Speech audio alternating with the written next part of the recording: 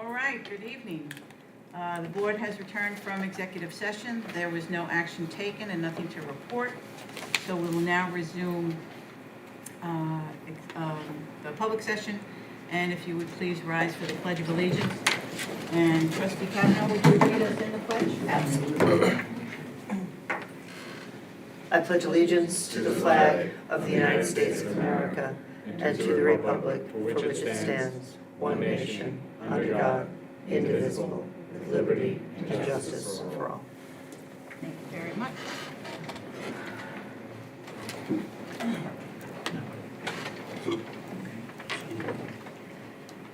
All righty.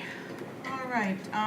If everyone would just take note of the emergency exit locations in the event of an emergency, please leave in an orderly fashion through these exits to my right and your left, and immediately to the back of the room. Also, as a reminder, South Country School District is a smoke-free school district. Smoking is not permitted in the building or anywhere on the school grounds. This is also a hate-free and a bully-free school district. Thank you very much for those who have chosen to join us tonight and for those who are watching us virtually. And now we will move on to the consent agenda for the superintendent to discuss. What's that? You need a, do you want me to make the motion to, Well, I thought For he the was going to consent just explain agenda? what if he wanted anything first. Sure, we can make a motion. Motion for the board consent agenda would be items C 1 through 9, through 10, is it? 1 through 12? Oh, 12, there it is. 1 through 12, C 1 through 12. Motion? I got it. Motion by Vice President Hayes, seconded by I'll second. Trustee Barry. Is there any discussion on any items that are in the consent agenda? I have just one question, just for our new Assistant Superintendent of Business. No pressure. Just on the two, let me just scroll back up. On the two claims audit reports for July, did you get a chance to look at them? Is there anything that stood out at you, and were you satisfied with the result, with the No, I report? did look at them and I Okay. was satisfied. It was pretty straightforward, typical So the findings. inquiries were all, Yeah, they're Okay. typical. okay, thank you. And then, just an FYI, we did have one set of amended minutes. It was just to properly record who was at the meeting, so that's why that one is in there for you, and then the other ones you haven't seen before. All right, any other questions? All those prepared to vote? All those in favor, please raise your hand. Thank you, seeing all hands raised, the motion passes unanimously. And now we're on to the superintendent. Communication and announcement. Thank you, President Felice. I'm really excited to be at my second official board meeting. So I'm going to get right to some communications and some announcements. First, I want to give the pre-K enrollment update. So as of this afternoon, all of our full-time slots continue to be full. So we have 90 students enrolled in our full-day pre-K program. In addition, our AM half-day program is still full at 18 students. And we currently have 5 students enrolled in the PM half-day program. Of the 23 students who are enrolled in the half-day program, 14 of those are on the waiting list for a full-day program. So again, I encourage community members who haven't registered their children yet, certainly get on the waiting list if you want a full-day program, or register for our PM program, as we still have spots. Each section can accommodate 18 students. And I'll continue providing updates as the summer progresses. I also wanted to bring up our special election for our capital reserve vote. We had an initial discussion at our last board meeting with regards to moving forward with a special election to approve the use of capital reserves for some safety projects. We are scheduling this vote for October 18th, which is a Tuesday. I want to note again that this election will be a paper election, as we will not have access to voting machines due to the midterm elections that are coming up. So as a reminder to the public and to the board, the use of capital reserves does not represent an increase in taxes, but does require public approval by virtue of a vote. Again, the district is looking to make safety upgrades that include replacing the turf field that's used by various teams and our physical education classes at our high school, in addition to some security upgrades, including adding security cameras, replacing interior doors at the high school again, upgrading the security door access system, and replacing some handrails that are in need of replacement in the staircases. These also have to be updated.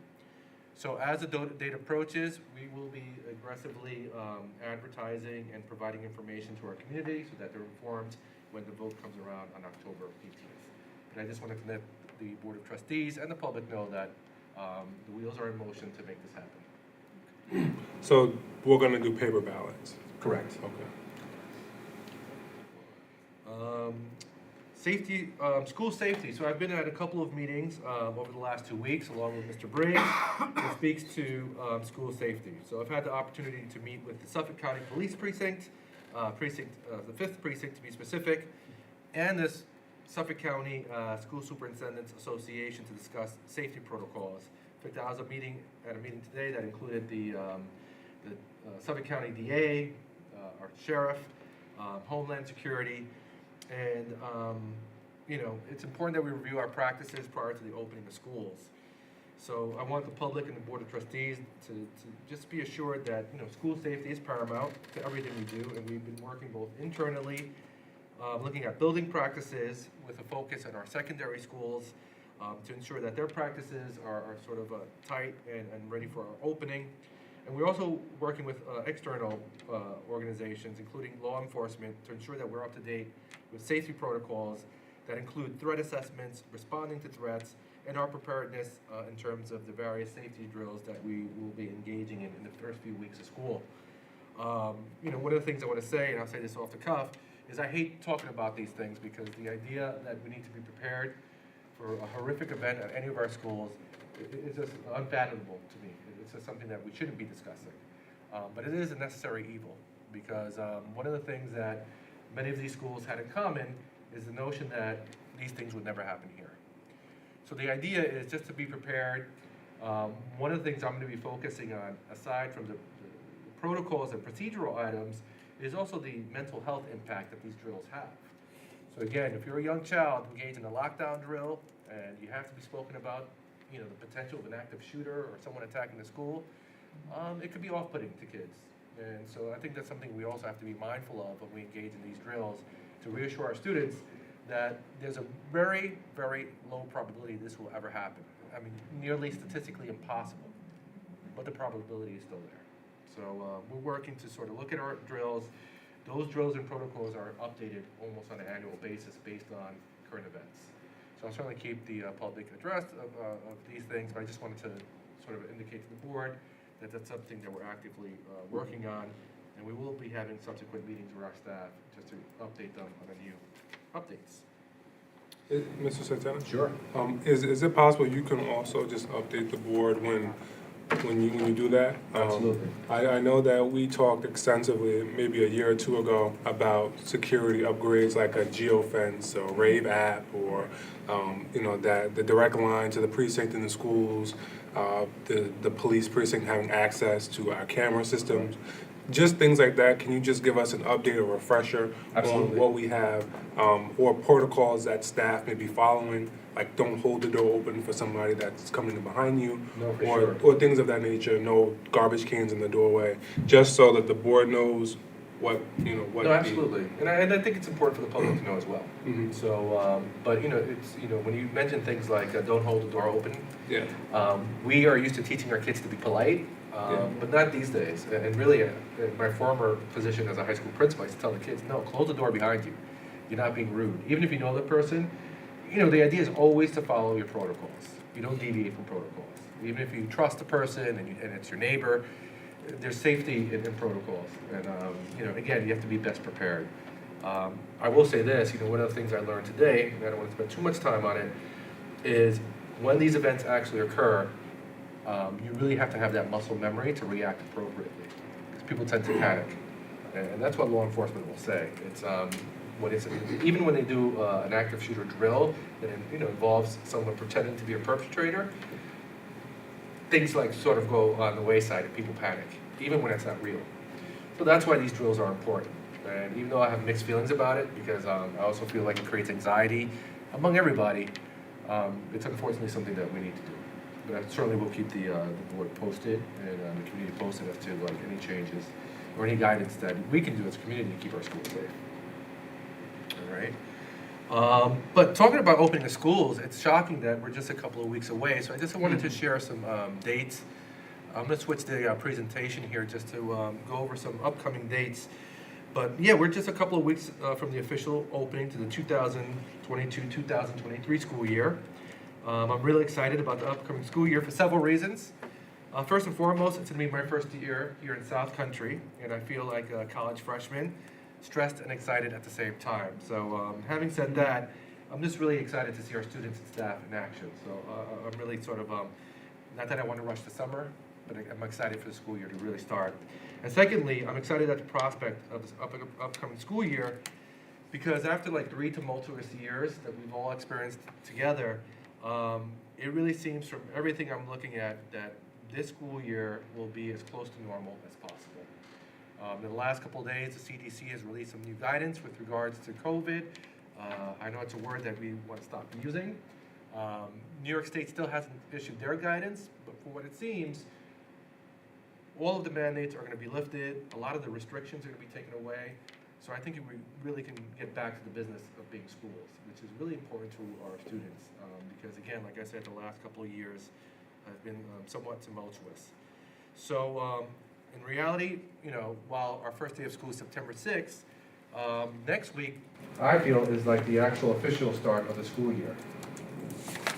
So I just wanted to inform the board and our community of some upcoming dates in the next couple days, really. But fall sports, they start on Monday, August 22nd. Really excited about that.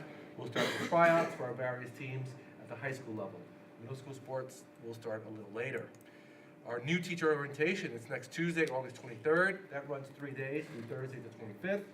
We have a whole slew of agenda items planned for our new teachers as we orientate them to our school district and community. And part of that orientation includes a bus tour through the entire community, which I think is a fantastic thing. So I'll be sharing an actual agenda with the board as part of my update, but I just wanted to kind of let the public know of these dates. We have a high school freshman orientation also on Tuesday at 10 a.m. at the high school. We have a high school August graduation coming on Thursday, August 25th. Those are for those students who didn't earn their credentials back in June. We still have a small ceremony for them in August, so we can congratulate their achievement. Our middle school open house is Friday, August 25th at 10 a.m. This is where I invite parents to come visit the school this coming week. Our parent portal, I know a lot of community members are wondering, will be opening on Monday, August 29th, and that's when you'll have access to your child's or to student schedules, etc. Anyone who wants a paper copy can call the school. If you're an elementary school student, if you're a secondary school student, you can contact the guidance counselor and they'll be able to provide you with copies. Superintendent's Conference Day, which is called, it's actually 2 days. That's coming on August 31st, and I'm really excited about that because I'll make my official debut for our staff. And finally, again, the first official day of school is September 6th. So we have a lot happening in the next 2 weeks, a lot of exciting things happening for our community and our students. And to help support our students, we're really fortunate that we have some cool events coming up, one of which is the Boys and Girls Club has a back-to-school bash on August 26th. That's going to run from 4 p.m. till 7 p.m. They're going to be giving away backpacks and other supplies, above and beyond having a DJ, so I think that's going to be a great event for our students and community members to go to. I'm going to be attending that event to afford community members an opportunity to speak to me and to meet me. So that's on Friday, August 26th. Also, on September 1st, at Bellport Middle School, an organization called Music Breeds is donating 100 packed backpacks for students. We're going to be distributing those as well on September 1st at the middle school, and that's open to anybody K-12 who can make it there. They're going to be around from 1 till 5 p.m. It's another great support from an outside organization. And again, tonight we're going to be approving the donation of 72 packed backpacks from Fordham University that's going to be distributed to our buildings. So this is all good stuff that I'm excited about, and I wanted to share with the Board of Education.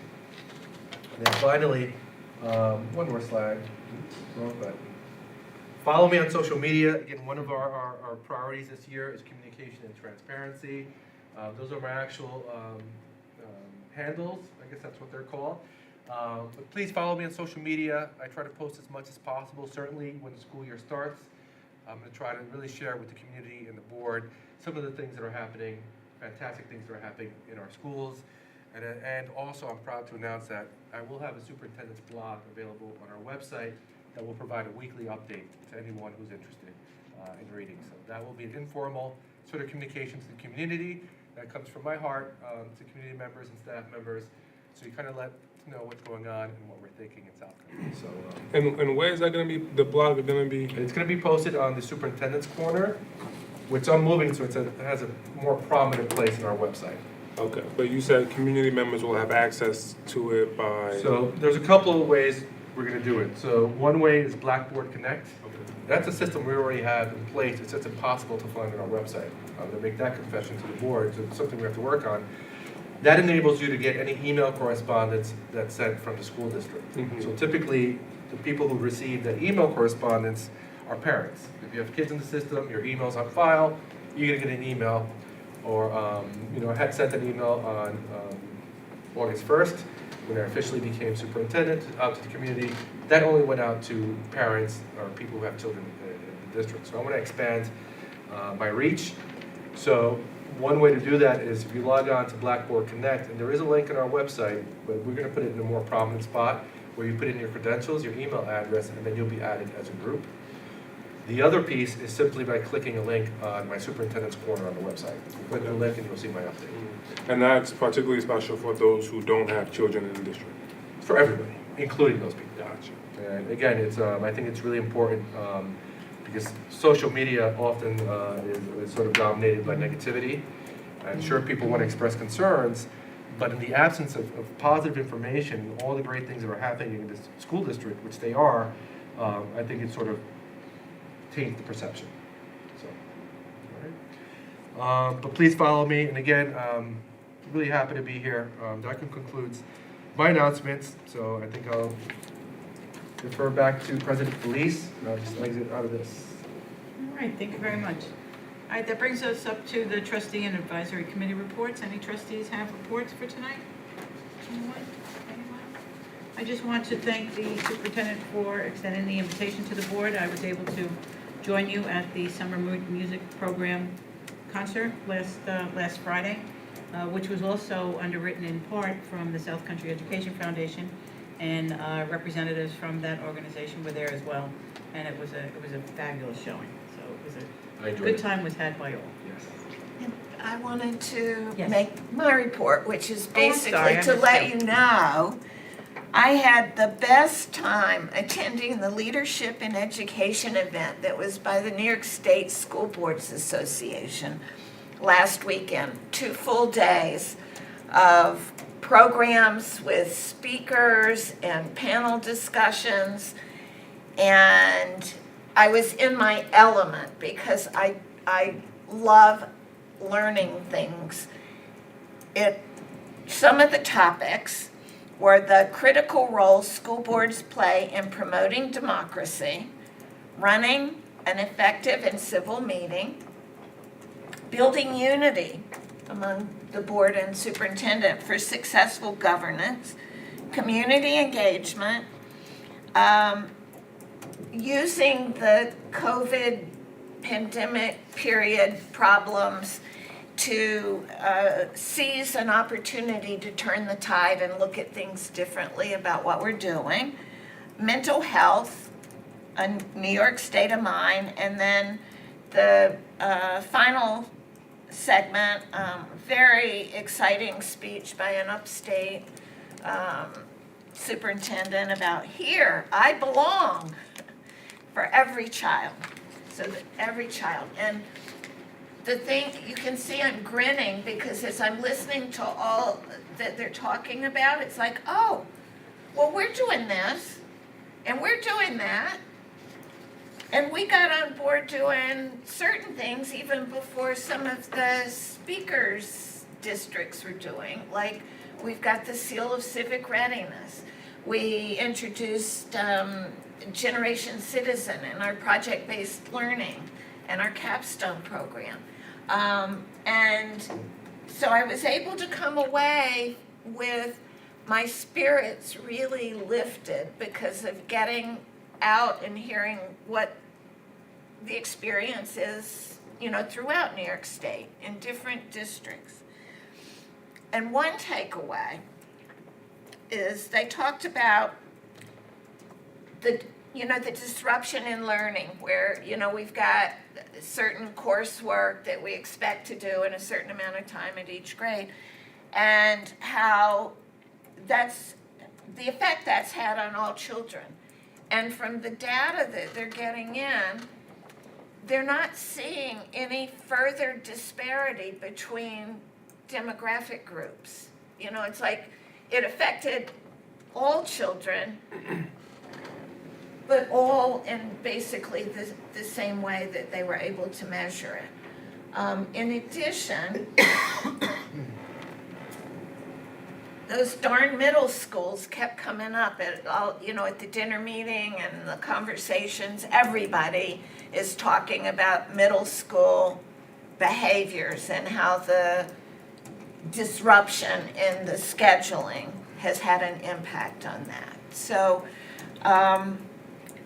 just to say, I have probably 500 pages of reading material that if y'all want me to download and send to you, you're welcome to have it. And if there's ever an opportunity to go to this program, it was the first they've ever done. They're planning to do it annually. I strongly recommend it. Thank you. Thank you, Vice President Hayes. All right, so, and some people should reach out to you if they want a copy of the material that you spoke of. And did you say where this was? It was in Albany. Albany, New York. Very well. All right, thank you very much. Okay, public commentary. Do we have any cards? No cards for tonight, so we won't read through the guide to board meetings. Items for discussion and action, legislative committee. Thank you. Superintendent? Thank you, President Felice. So all of our advisory committees have been established in large part, and our initial meetings have been scheduled for the beginning of October, which we spoke about. So at that time, when we have our initial meetings, expectations for each respective committee will be discussed, as well as the related subcommittees.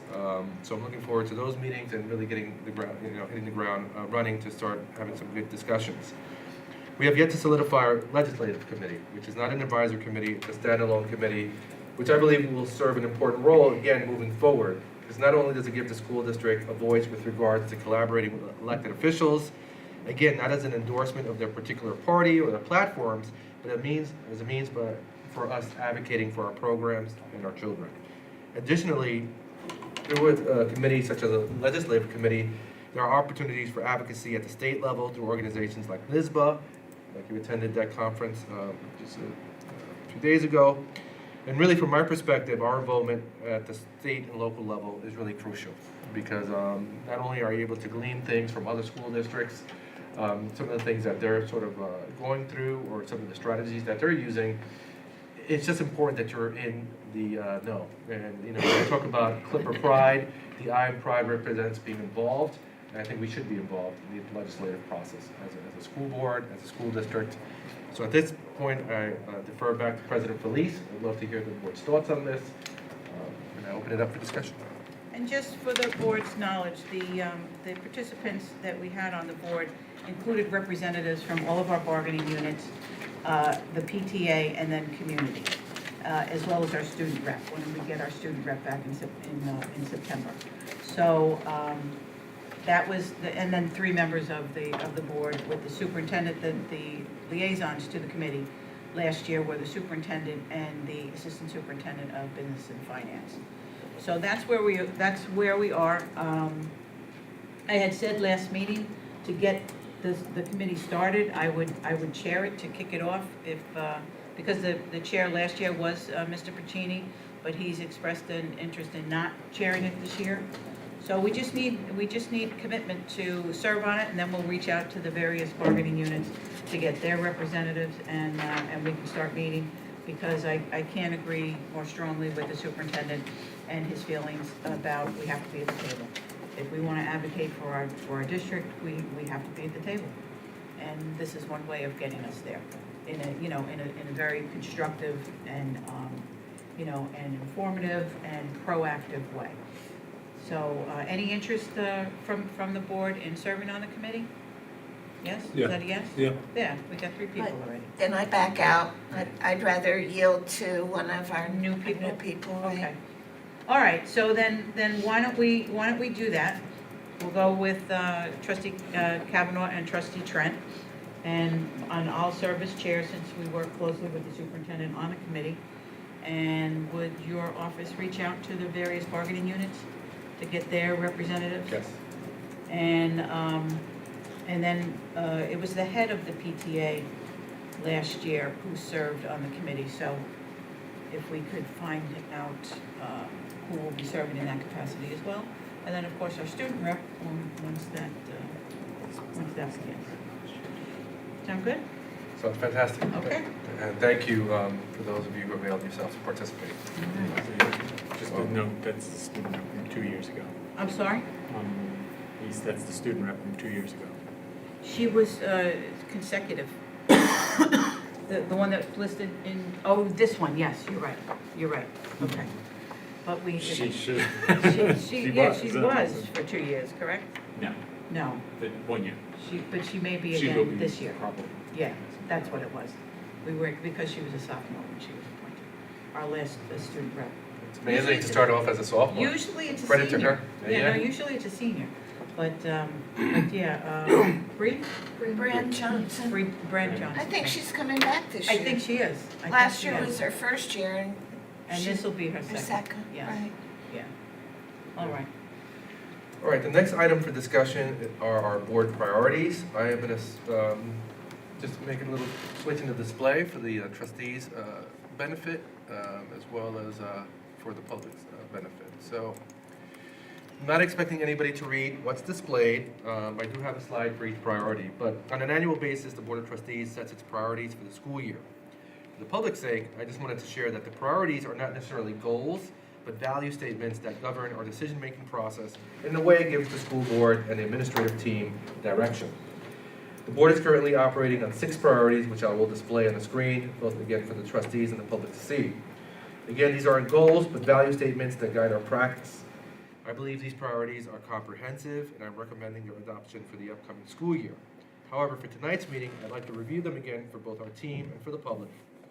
So, President Felice, with your blessing, I would like to introduce each of our priorities, share what we've been working on thus far, and answer any questions the board may have to the best of my ability. So we'll start with our first priority. And I'll read it aloud, which is to provide a safe and secure learning environment that accepts and welcomes all and ensures all children have access to a well-rounded, culturally responsive education that supports their social, emotional development during the school day and during co-curricular activities.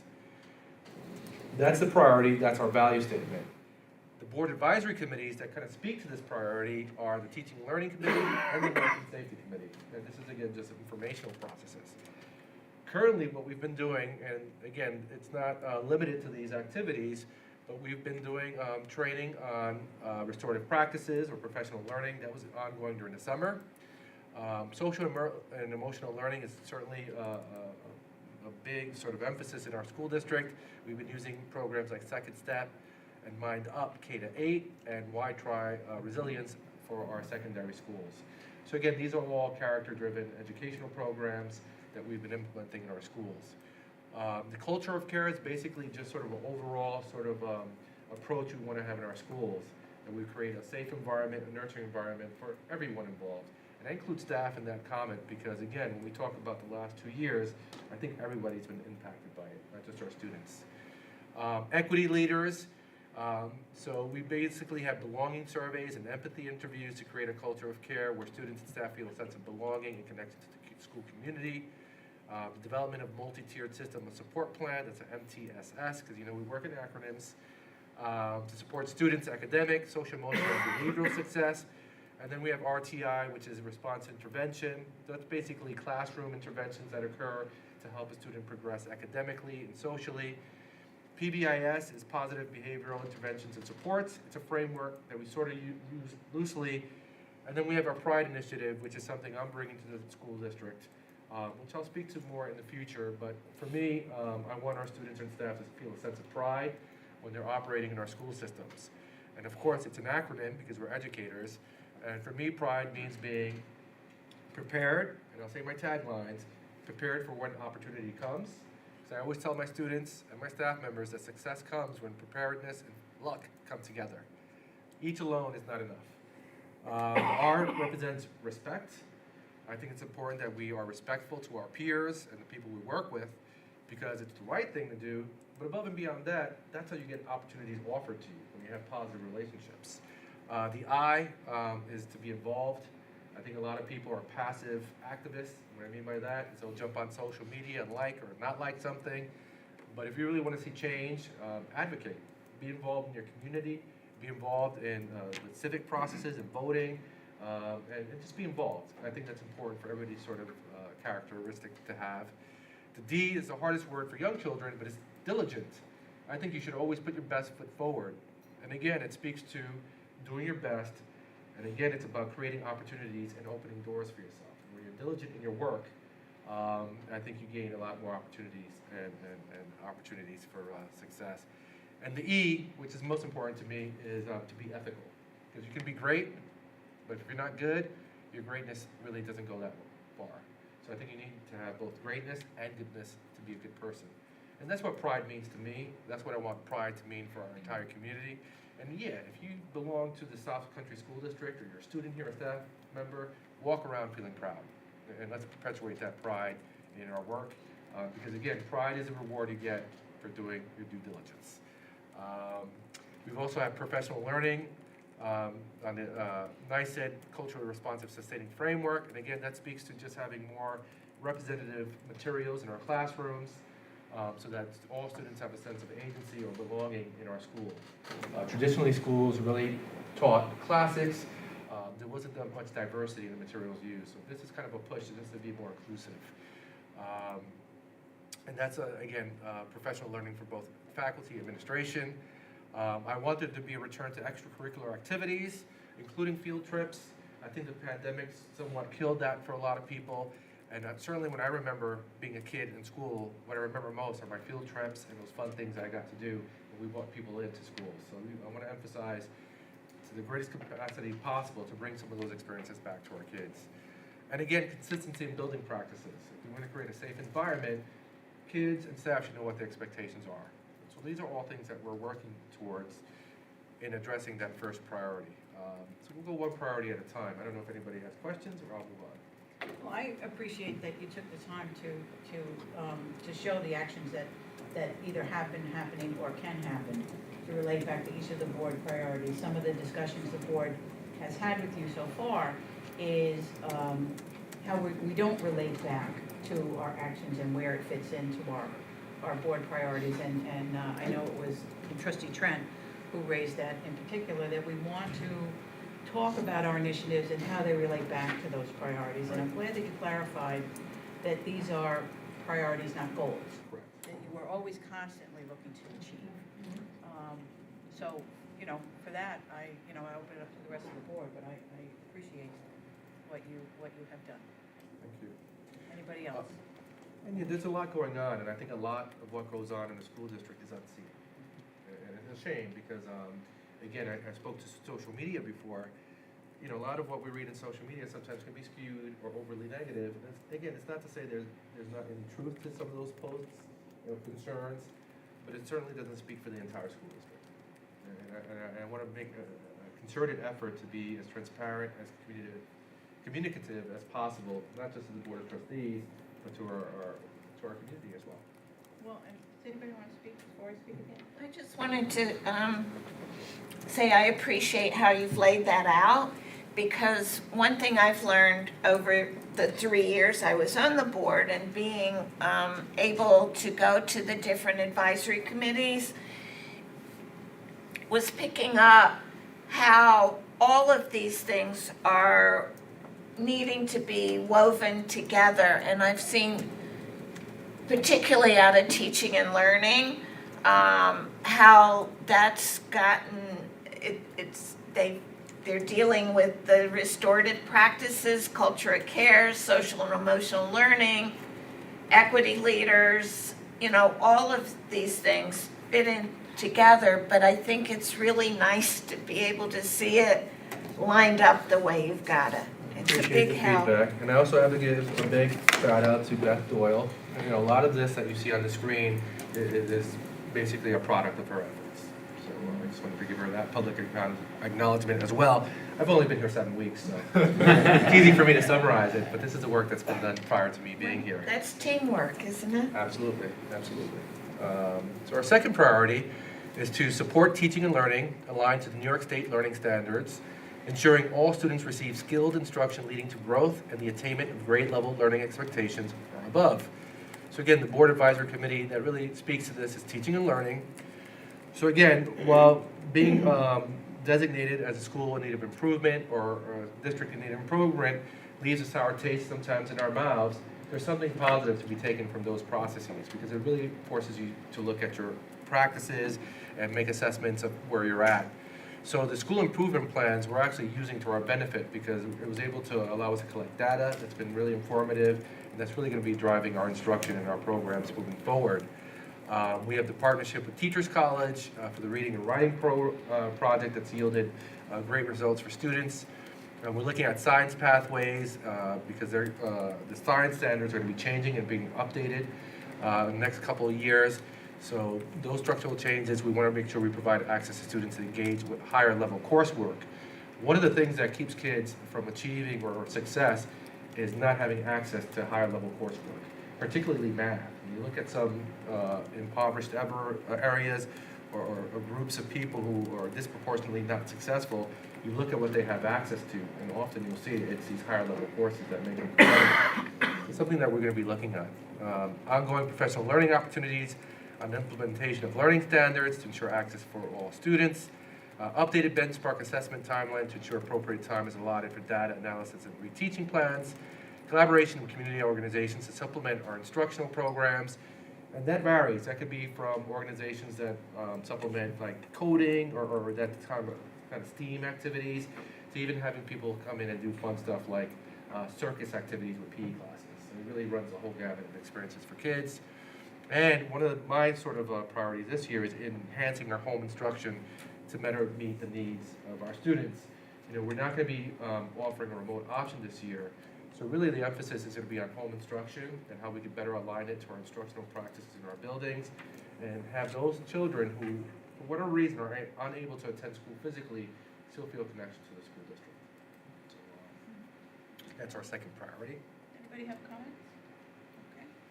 All right, moving on to our third priority, it's to review and evaluate our educational programs and develop a plan to improve programs where needed in time for the 2022-2023 budget consideration, specifically in the areas of equity in education, educational technology, and social and emotional supports for students and staff.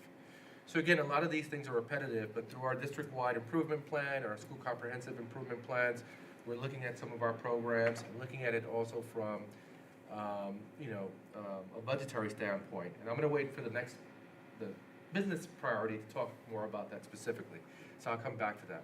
But we did have an Equity and Education Committee, an Equity Leaders Group, belonging surveys again, empathy interviews, and an action plan that's generated by these improvement plans. We have a restorative practices action plan. We do have the social and emotional learning assessments. DESA, I don't speak French, so I can't get that word out of my mouth. But DESA is the acronym, and it's basically an assessment sort of system to see where kids are at social and emotionally. It helps guide instruction. And the other assessment screener we use is BESI. Comprehensive guidance plan revisited for feedback every year through the teaching and learning community, which is mentioned up on top, and a partnership with Eastern Suffolk BOCES to review and provide feedback and support on our technology plans and infrastructure. So again, and I'll speak to this more when I talk about budget, this again is looking at our educational programs to see exactly what we need and how we can best serve our students. And if you notice the trend has really been a shift to more of the social and emotional learning because, for one, kids have really been impacted by the pandemic. Two, this is really a tough time to be growing up. if you're an adolescent kid or a teenager, when we think about the things we didn't have as children, and we all like to say that we're more resilient because we didn't have seatbelts, we didn't wear bike helmets, our parents let us out and said, be back when the street lights come on, and there are no cell phones. I certainly didn't have to deal with social media pressure. I didn't have to deal with the idea of climate change and our planet and the planet being finite, that may be an end. The civil unrest that we witnessed over the last couple of years, and of course our pandemic. So that's why it's really important that we teach and sort of speak to social and emotional health as part of our curriculum. So that's our third priority. And this also includes the Health and Safety Committee, because obviously when we talk about safety and health, we're not just talking about physical or emotional health. I'm sorry, physical health or safety, we're talking about emotional safety and health. Moving on to our fourth priority, which is to recruit, train, and retain faculty and staff that reflects the cultural and linguistic diversity of the South Country community. And of course, this is our strategic planning committee. And I have to give a shout to Mr. Briggs for really making a concerted effort to recruit staff that reflects our district's demographic, including the attendance at diversity fairs. One of the tricky things about this sort of endeavor is making sure we hire the best candidates possible. And unfortunately, what I've witnessed just in my prior experience, and I think we've witnessed it a little bit here in South Country, is we're not getting that many diverse applicants. So when you look at the pool of applicants, there's not a lot of diversity. So we have to make more of a concerted effort to recruit, to maybe contact universities or education programs to say, hey, we're looking for certain staff members, because we want our staff to somewhat reflect our student population. And this is not just in terms of race or religious or the language you speak, but even gender, because there's research that shows that elementary school kids, especially boys, the reason there's a gap between the boys' performance and the girls' performance is the absence of male teachers. And again, it's not conclusive research, but it says something that, kids sort of, react in a certain way to people they kind of can relate to. So, we have to sort of keep working on that. In terms of training and professional learning, we have our new teacher orientation that I mentioned. That's happening over 3 days next week.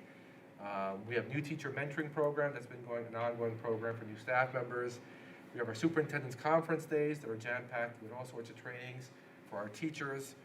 And again, there's always ongoing professional learning that includes, and it's not limited to, restorative justice, learning standards, because New York State has a tendency to continually change those standards, questioning and academic discourse. Academic discourse is basically how much do kids talk in classrooms. When I went to school, public school, the teacher did all the talking. In fact, we were actually told to be compliant and to sit there quietly. But kids are different these days, and we want them talking more, and we want them to engage in academic discourse. Instructional technology, of course, and again, culturally responsive instruction that kind of just shows a diversity of authors and materials that kids can sort of relate to. And accountability and support. We want to make sure everybody's meeting their professional responsibilities, upholding professional standards. And to accomplish that, we have to offer continuous support. So that's our fourth priority. All right. Anything there?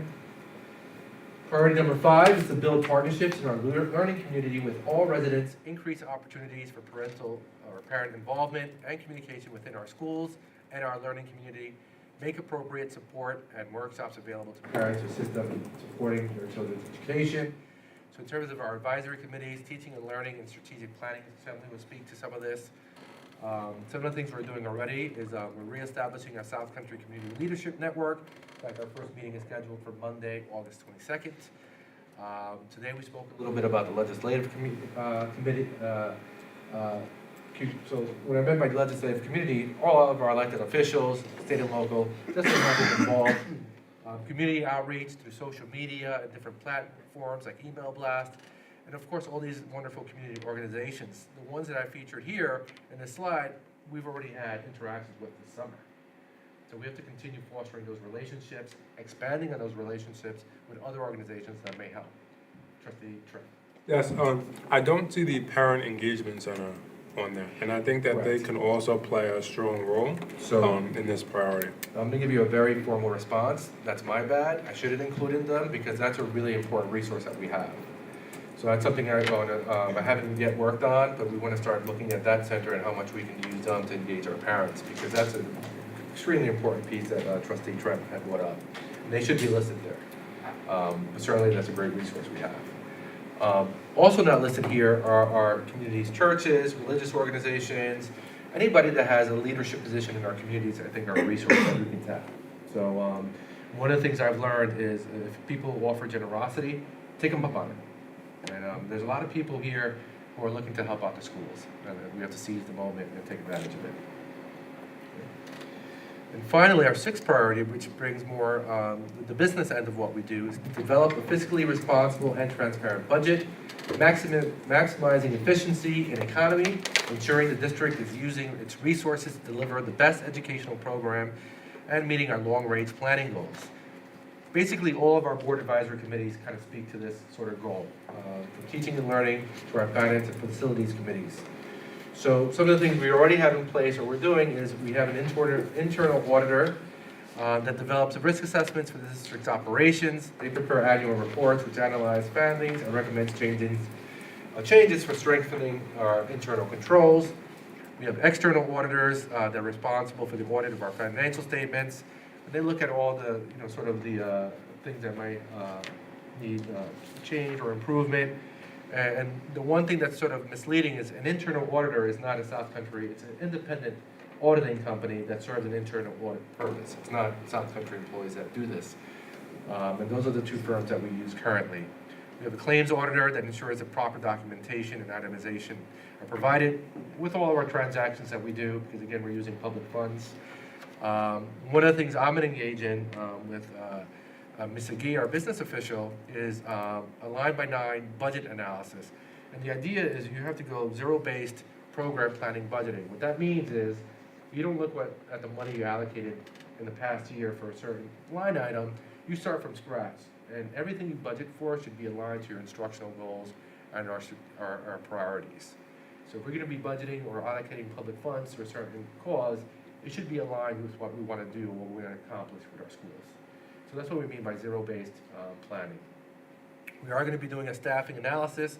And again, that's an ongoing process to look at efficiencies in our school district, to make sure we have what we need, to make sure we don't have too much of something that we may not need, and certainly if there are gaps or areas of growth, we want to address those things. We started a 10-year budget projection that started, and we're going to continue with that process and actually having a sort of a fluid document that we can look at so we can project where we're going to be at years down the line to avoid any sort of mishaps. And one of the things I emphasize with Ms. Agee, and welcome to our team, is user-friendly budget presentations, because even for me, in my capacity as an incoming superintendent, I've always found budget presentations to be somewhat confusing. And I'm sure if you're not sort of well-versed in finances, it's going to be extremely confusing. So we really want to work on creating like more sort of user-friendly budget presentations, not just to assist with decision-making, so the public is kind of well-informed, but also in terms of transparency. Yes. Can I just Trustee tell you Hayes. that at the conference I went to over the weekend, the issue about budget presentations came up. We aren't alone in the upset that resulted from the standard budget presentation that tells how you calculate the tax cap. Apparently, this is a universal reaction among other districts as well. Wasn't of particular comfort to me because of what we lived through during this budget cycle, but I'm glad to know that it's going to be looked at as a way to present it in the future so that people realize the calculation of the tax cap is not what's going to set the tax levy that we're going to have to do. Yeah, there's a lot of misinformation out there, so yeah, and sure it doesn't give us make us feel any better to know that everybody's suffering at the same time. There's a certain camaraderie you feel from that. But I'm also glad you mentioned, even some of the concerns with the middle schools across the state. Because certainly in my former district, we had concerns with our middle school. And I think, again, I'll say it from personal experience, I took for granted what this pandemic did for our children. This prior school year, when the school year started for me as a building principal, that was my former position, I really thought our students were going to come back and it was going to be like business as usual prior to the pandemic. And we found that at the high school level, our ninth graders really were operating like they had like a 2-year deficit in maturity. They weren't really used to the whole freedom that secondary schools sort of, because again, they left school in 6th grade. And they weren't back in school basically in any normal sense. And I use normal loosely because last year, between social distancing, quarantining, contact tracing, masks, no masks, it was a rough year. Our And- students here weren't back necessarily. Correct. A lot of students chose a remote option. They weren't in the building. So think about it from the perspective of a middle school student. Those are really formative years. Those are the years, anyone who's a parent has seen the change that children go through between 10 and let's say 15, because kids arrive at that place at different times. But yeah, it's like I certainly saw it, and we've spoken among our circles. And one of the benefits of attending a conference is having that commonality and seeing that some of these concerns are pretty universal. It doesn't mean that we don't have work to do, but certainly I'm looking at this upcoming school year as a new beginning, a fresh start. And now that we have this knowledge and this awareness, I think we're going to be a little bit better at sort of mitigating some of these issues. Any questions? Is it possible we can include those 6 slides in the update? Yes. I'll include the entire presentation. Okay. Excellent. So question to the board on the priorities, do you think we need to work on them more, or do they pretty much fit where we're going, and if it's not broke, don't fix it, Exactly. right? There could be some refining, I would think. So then you'll send them out in the update, and then, so between now and the next meeting, if there's some refinement that you'd like to look at, send that over to the superintendent, and then we'll present it at the next board meeting for adoption soon thereafter, Absolutely. okay? All right, so I just wanted to thank the board again for your commitment. I know you're not employed by this position, it's a volunteer position, so I really appreciate all the trustees giving up their personal time to really work towards the betterment of the school district, so thank you all. Okay, thank you. I'm gonna toggle back to the board minutes. And I want to thank Max, our technology person, for the seamless transition the presentation, so I want to give you a shout out too.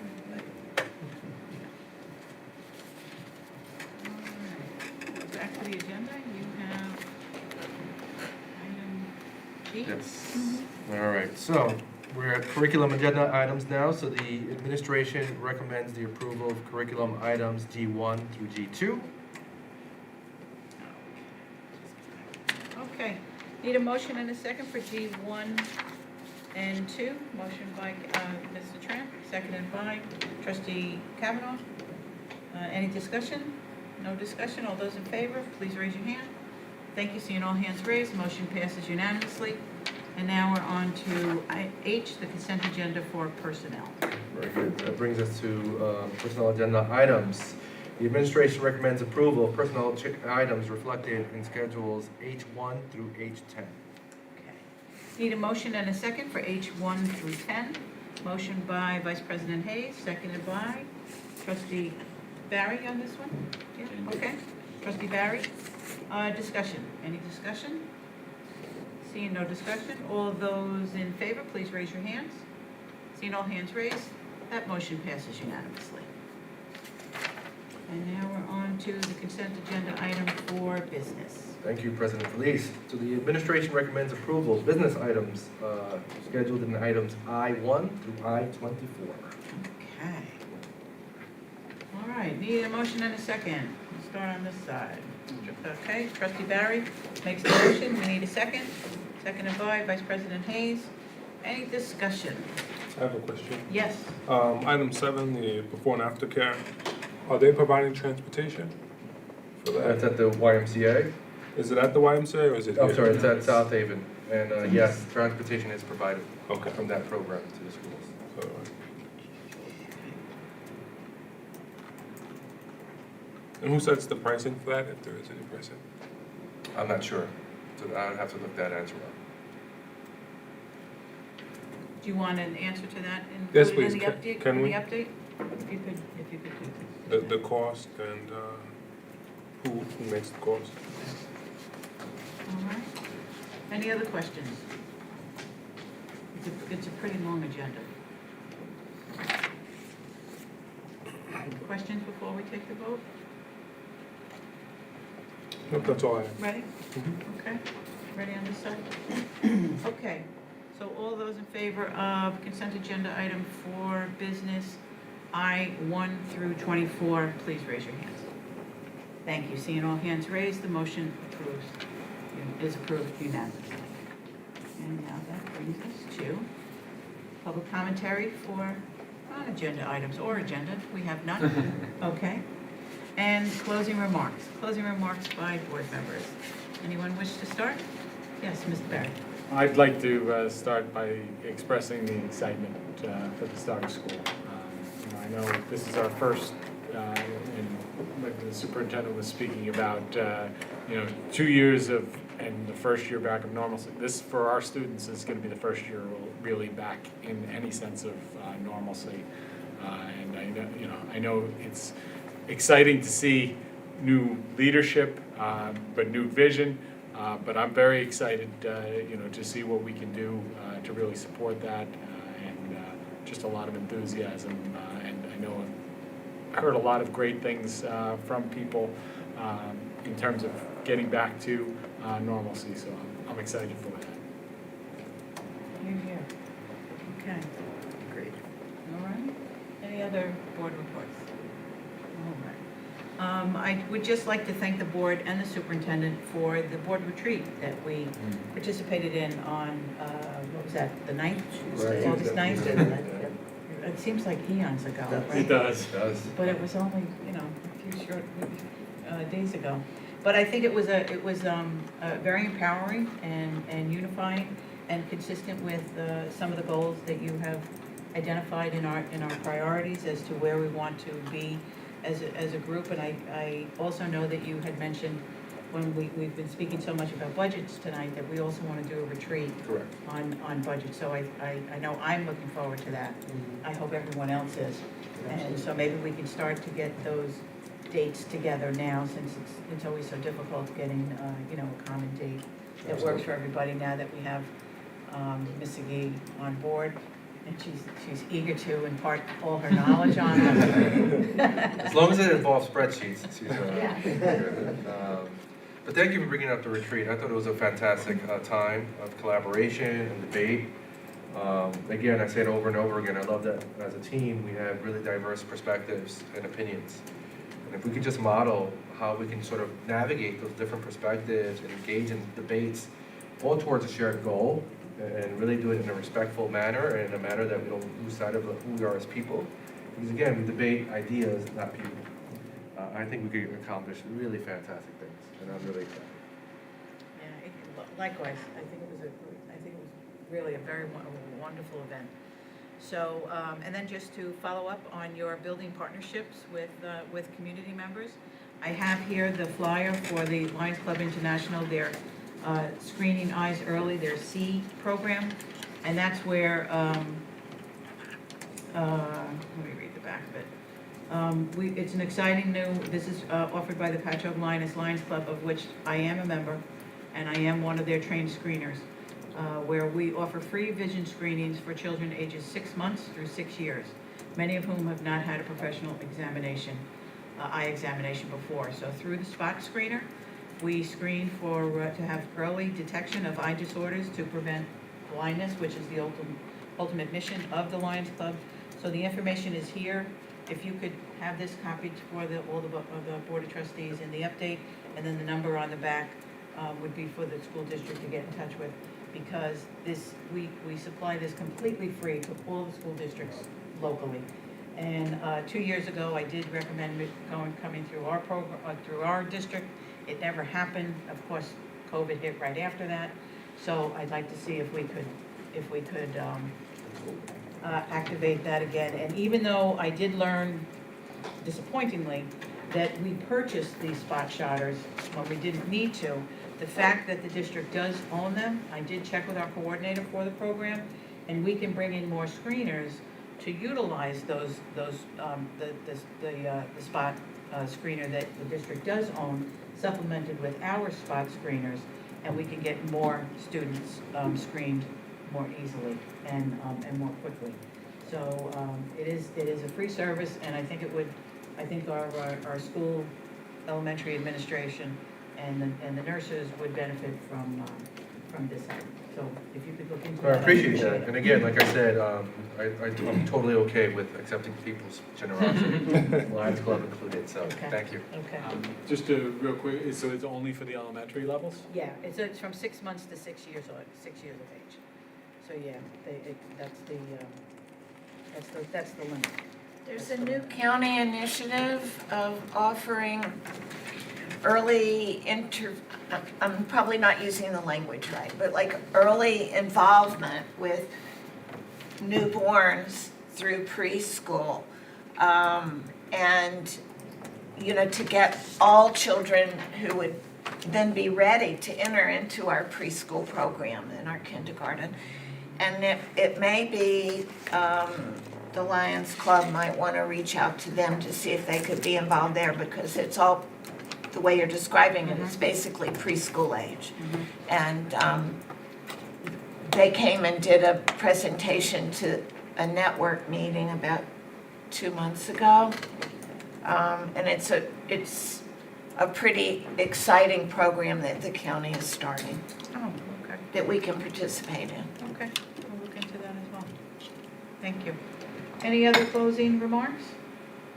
All right, seeing none, and that we have no further business to discuss, we'll take a motion to adjourn. Motion by trustee Trent, seconded by trustee Kavanaugh.